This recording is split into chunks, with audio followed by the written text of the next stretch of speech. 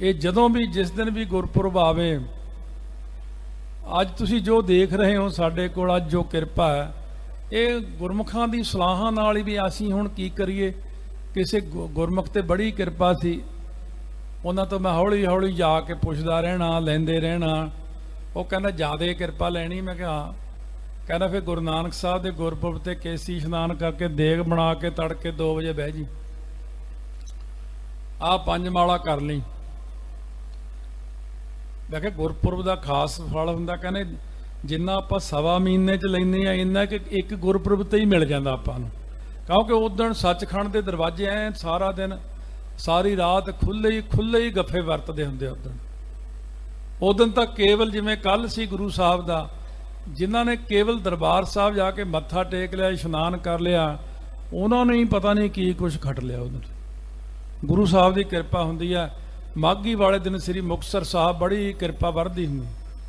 तो इस करके विधिया छीना गुरु का सीना। एक बार एक सिंह नूं दर्शन होए सी 6वें पातशाह दे। ये गल्लां साडे कोल ही हुंदियां, तुसीं कहोगे ये नहीं मिलते इहो जिहे। हाँ भी सानू ही मिलते हैं। महाराज दे नाल भाई विधि चंद भी सीगे, बड़े सादे ਜਿਹੇ लिबास च रहिंदे, सीधे सादे, बड़ा सोहना सुभाਅ। कहंदे भाई विधि चंद महाराज जी कहंदे ये साडा सीना है। भाई विधि चंद है, भाई साडा सीना है भाई। तो इस करके जे 9वें पातशाह का नाम लेना तो भाई मती दास जी, भाई दयाला जी, भाई सती राम जी वो नाल ही रहिंदे उन्हां दे। भाई विधि चंद जी 6वें पातशाह दे। महाराज ने कहा सी भाई विधि चंद के दर्शन मेरे दर्शन ने, मेरा रूप आओ। भाई विधि चंद ने सतयुग तो लैके बड़िया बड़िया अवतारां दे नाल भी पिछले समय में बड़ी भारी सेवा की। उदों भी ऐसे ऐसे ही कारज किए सी, जिवें कि समण बुरज विचों घोड़े कढ़ के लियाते। ये काम कोई आम बंदा नहीं कर सकता। और महाराज ने बचन किया सी भाई विधि चंद जी नूं करामात नहीं दिखाउणी। बस सानूं पता कि तुहाडे उत्ते बख्शिश है, गुरु अर्जन देव जी की ब्रह्म ज्ञान भी है। भाई साहब जी ने अपने दिमाग दे नाल ही ये सारे कारज किए ने। तो भाई विधि चंद ने कोई करामात नहीं दिखाई। इस करके 6वें पातशाह महाराज ने ये बात विच जिहड़ी बख्शिश की सी, विधिया छीना गुरु का सीना, नाम रंग मैं सदा ही भीना। भाई विधि चंद जी नूं बचन किया सी मंगो की मंगदे हो। तीजे बचन विच उन्होंने कहा सी महाराज जी जो आप जी नूं चंगा लगदा वो दे दिओ। फिर सतगुरां ने बचन किया सी सानू सब तो चंगा लगदा है वाहेगुरु, वाहेगुरु बख्शिया, नाम बख्शिया। और इत्थे तक भी ये बचन महाराज ने संगत नूं कीता भाई विधि चंद जी बारे। मैं जिवें आके जे हाल देखिया उच्चा वड्डा सारा स्थान अते वड्डे वड्डियां सब चीज़ां, ये इस करके ने कि भाई विधि चंद जी नूं एक बचन होया सी। वो ये बचन सी कि भाई 6वें पातशाह ने बचन किया सी कि भाई विधि चंद जी विच ते साडे विच हुण कोई फर्क नहीं है। ਜਿਹੜਾ भाई विधि चंद के दर्शन करेगा सो मेरे दर्शन होणगे। तो इस करके जिवें महाराज ने अपने सौरा साहब नूं जो शादी हुई सी सतगुरु महाराज की, द्वारा जी उन्हां दा नाम सी। वो कहंदे सी महाराज जी हुण कदों आओगे वापस। 6वें पातशाह नूं कहण लगे सी।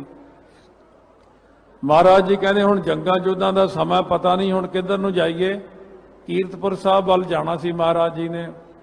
उस वक्त सतगुरु ने कहा जिहड़ा ये टाली दे दर्शन कर लेगा सो साडा दर्शन मन्निया जाएगा। गुरु साहब का बचन वड्डा हुंदा। सो भाई विधि चंद जी के उत्ते किरपा की। भाई विधि चंद मेरा ही रूप है, जिन्हों ने दर्शन कर ले उन्होंने मेरे दर्शन कर ले। सो साध संगत अंतिम समय ते भाई विधि चंद ने सुंदर शाह फकीर जी नाल कीते हुए बचनां नूं सफला कीता अते उत्थे जाके अपना शरीर त्याग्या। तो मेरा कहण तो भाव जदों 6वें पातशाह ने बचन किया कि भाई विधि चंद साडा ही रूप हन, ऐसा एक सतगुरां कोल जिवें सिख ने ढाके तो आया सी भाई मोहन नामे सिख सी, जिवें 6वें पातशाह दे अगे श्री अकाल तख्त साहब के अगे खड़ के हथ जोड़ के गल च पल्ला पा के बेनती की सी महाराज आप किरपा करो मेरा मन नहीं टिकदा। सतगुरु जी कहने धन भाग तेरे। वो बैठ गया, फिर उठ के आया, कहन लग्या महाराज मेरा मन नहीं टिकदा। सतगुरु कहने धन तेरे माता पिता। फिर आया उठ के, महाराज जी मेरा मन नहीं टिकदा। सतगुरु कहते धन तेरा पिंड तेरा इलाका धन है बई, तेरिया कुलां भी धन है। कहने पातशाह मैं समझ नहीं सकिया ये बचन की है। आप जी कहने हो तू धन है, तेरे माता पिता धन है, तेरा पिंड धन है। सतगुरु जी कहते दुनिया दे विच 99 बंदियां नूं ते यही नहीं पता कि मेरे अंदर मन भी है। ये चंगा शुक्र है तैनूं पता लग गया तेरे अंदर मन है और टिकदा नहीं। ते जेड़े बंदे नूं सोझी हो जाए कि मन नहीं टिकदा ते वो बंदा मन नूं टिका भी लैंदा। सो इस करके भाई विधि चंद जी नूं जिहड़ा बचन होया सी साध संगत कि तू मेरा रूप है। दो तरह का जीवन आपां जिउणे आ, जिवें भाई विधि चंद ने जिउया, भाई लाल चंद ने जिउया, भाई जथेदार बाबा गुरदयाल सिंह ने जिउया, बाबा हुकम सिंह ने जिउया। सो बाबा इसे प्रकार जिउण सिंह ने जिउया जीवन, बाबा जो जसपत सिंह जी ने जीवन जिउया। इस तरह बाबा सोहण सिंह जी विधि चंदीए महापुरख जिन्होंने असी सारे ने दर्शन भी किए आपां ने, ते उन्हां दी अवस्था बारे भी सारे जानते हैं। बाबा दया सिंह जी जिन्होंने अपने आप नूं लुको के रखिया। हालां बाबा सोहण सिंह जी कई चीज़ां प्रगट कर गए सामने, पर बाबा दया सिंह जी ने अपने आप नूं प्रगट नहीं किया। ब्रह्म ज्ञानी महापुरख होए ने बाबा दया सिंह जी ते बाबा अवतार सिंह जी।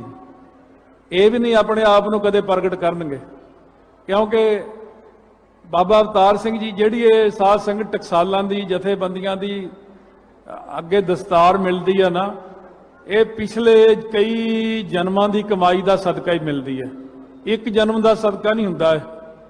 तो इस करके जदों भी बाबा अवतार सिंह जी नूं मिलते हैं, सो जिवें दास ने संत ज्ञानी करतार सिंह नूं पुछया सी खालसा महापुरुषां नूं भी ये रामपुर खेड़े वाले बाबा हरनाम सिंह जी कोल असीं बचन कर सकते हैं, जा सकते हैं, सानूं आग्या।